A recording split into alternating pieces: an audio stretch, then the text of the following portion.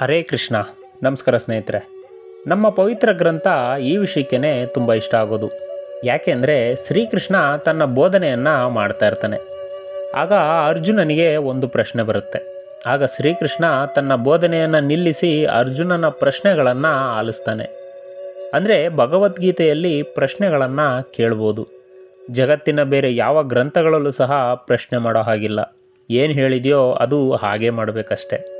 ಆದರೆ ಗೀತೆಯಲ್ಲಿ ಹಾಗಿಲ್ಲ. ಸಂಶಯ ಬಂದರೆ ಭಗವಂತನನ್ನೇ ಪ್ರಶ್ನೆ ಮಾಡ್ಬೋದು. ಅದಕ್ಕೆ ಉತ್ತರವನ್ನು ಸಹ ಅವನೇ ಕೊಟ್ಟಿದ್ದಾನೆ.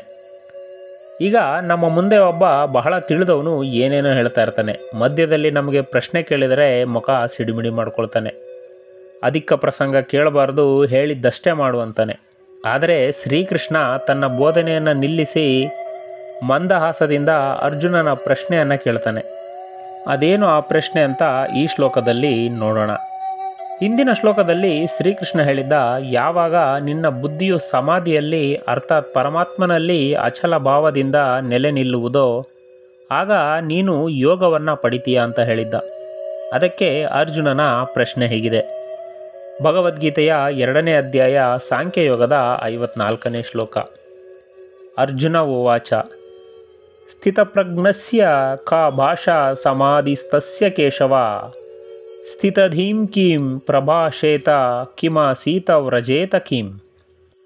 ಈ ಶ್ಲೋಕದ ಅರ್ಥ, ಅರ್ಜುನ ಕೇಳ್ತಾನೆ, ಹೇ ಕೇಶವ, ಸಮಾಧಿಸ್ಥನಾಗಿ ಪರಮಾತ್ಮನನ್ನು ಪಡೆದಿರುವ ಸ್ಥಿರ ಬುದ್ಧಿಯುಳ್ಳ ಪುರುಷರ ಲಕ್ಷಣಗಳೇನು? ಅವನು ಹೇಗೆ ಮಾತಾಡ್ತಾನೆ, ಹೇಗೆ ಕುಳಿತುಕೊಳ್ತಾನೆ ಮತ್ತು ಹೇಗೆ ನಡೀತಾನೆ ಅನ್ನೋದು ಅರ್ಜುನನ ಪ್ರಶ್ನೆ. ಈ ಶ್ಲೋಕದ ಭಾವಾರ್ಥ, ಮನುಷ್ಯನ ಅರಿವು ಗಟ್ಟಿಗೊಳ್ಳಬೇಕು. ಸತ್ಯದ ಸಾಕ್ಷಾತ್ಕಾರದಿಂದ ಮನುಷ್ಯ ಸ್ಥಿತಪ್ರಜ್ಞನಾಗಬಲ್ಲ. ಇಂತಹ ಸ್ಥಿತಪ್ರಜ್ಞರನ್ನು ಆತನ ವೇಷಭೂಷಣದಿಂದ ಗುರುತಿಸೋದು ಹೇಗೆ ಅನ್ನೋದು ಅರ್ಜುನನ ಪ್ರಶ್ನೆ. ಯಾಕೆ ಅಂದರೆ ಬಾಹ್ಯ ಪ್ರಪಂಚಕ್ಕೆ ಒಂಥರ ಇರ್ತಾರೆ, ಅಂತರಂಗದಲ್ಲಿ ಮತ್ತೊಂದು ಥರ ಇರ್ತಾರೆ. ಈ ಶ್ಲೋಕದಲ್ಲಿ ಹೇಗೆ ಮಾತಾಡ್ತಾರೆ, ಹೇಗೆ ಕುಳಿತುಕೊಳ್ತಾನೆ, ಹೇಗೆ ನಡೀತಾನೆ ಅಂತ ಇದೆ. ಅಂದರೆ ನಾವು ಮಾಮೂಲಿಯಾಗಿ ನೋಡೋದಲ್ಲ. ಹೇಗೆ ಮಾತಾಡ್ತಾನೆ ಅಂದರೆ ಅವನ ಭಾಷೆ ಹೇಗಿರುತ್ತೆ, ಅವನ ಮಾತುಗಳು, ಮನಸ್ಸಿನ ಭಾವನೆ ಹೇಗಿರುತ್ತೆ ಅಂತ. ಹೇಗೆ ಕುಳಿತುಕೊಳ್ತಾನೆ ಅಂದರೆ ವ್ಯವಹಾರ ರಹಿತ ಕಾಲದಲ್ಲಿ ಅವನ ಸ್ಥಿತಿ ಹೇಗಿರುತ್ತೆ ಅಂತ. ಮತ್ತು ಹೇಗೆ ನಡೀತಾನೆ ಅಂದರೆ ಅವನ ಆಚರಣೆಗಳು ಹೇಗಿರುತ್ತೆ ಅಂತ.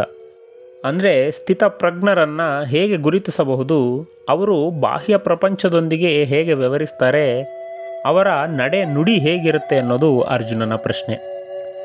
ಒಬ್ಬ ಮನುಷ್ಯನನ್ನು ಗುರುತಿಸಬೇಕಾದರೆ ಅವನ ಬಟ್ಟೆ ಶ್ರೀಮಂತಿಕೆ ನೋಡಿ ಅಲ್ಲ, ಅವನ ಅಂತರಂಗದಲ್ಲಿ ಹೇಗಿದ್ದಾನೆ ಅನ್ನೋದು ಮುಖ್ಯ. ಪ್ರತಿಯೊಬ್ಬನಿಗೂ ಅವನವನ ವಿಶಿಷ್ಟ ಸ್ಥಿತಿಯನ್ನು ನೋಡಿ ಕೆಲವು ಲಕ್ಷಣಗಳಿರ್ತವೆ. ಅದೇ ರೀತಿ ಕೃಷ್ಣ ಪ್ರಜ್ಞೆ ಇರುವವನಿಗೆ ಮಾತಿನಲ್ಲಿ, ನಡೆಯಲ್ಲಿ, ವಿಚಾರ ರೀತಿಯಲ್ಲಿ, ಭಾವದಲ್ಲಿ ಅವನ ವಿಶಿಷ್ಟ ಸ್ವಭಾವವಿರುತ್ತೆ. ಶ್ರೀಮಂತನಿಗೆ ಅವನು ಶ್ರೀಮಂತ ಅಂತ ತೋರಿಸುವ ಲಕ್ಷಣವಿರುತ್ತೆ. ರೋಗಿಯಾದವನಿಗೆ ಅವನು ರೋಗಿ ಅಂತ ತೋರಿಸುವ ಲಕ್ಷಣವಿರುತ್ತೆ.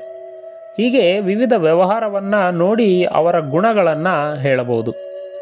ಉದಾಹರಣೆಗೆ ಶ್ರೀಕೃಷ್ಣ ಮಹಾಭಾರತದಲ್ಲಿ ಸಾಮಾನ್ಯ ವ್ಯಕ್ತಿಯ ಹಾಗೆ ಪಾಂಡವರ ಸಹಾಯಕ್ಕೆ ನಿಲ್ತಾನೆ. ಕೌರವರಿಗೆ ಶ್ರೀಕೃಷ್ಣ ಯಾರು ಅನ್ನೋದು ಗೊತ್ತಿರಲ್ಲ. ಕೌರವರ ದೃಷ್ಟಿಯಲ್ಲಿ ಶ್ರೀಕೃಷ್ಣ ಕಪಟಿ, ಪಾಂಡವ ಸ್ನೇಹಿ ಅಷ್ಟೇ ಗೊತ್ತಿರುತ್ತೆ. ಶ್ರೀಕೃಷ್ಣ ಸಂಧಾನಕ್ಕೆ ಕುರುಸಭೆಗೆ ಬಂದಾಗ ದುರ್ಯೋಧನ ಶ್ರೀಕೃಷ್ಣನನ್ನು ಬಂಧಿಸಲು ಹೇಳ್ತಾನೆ.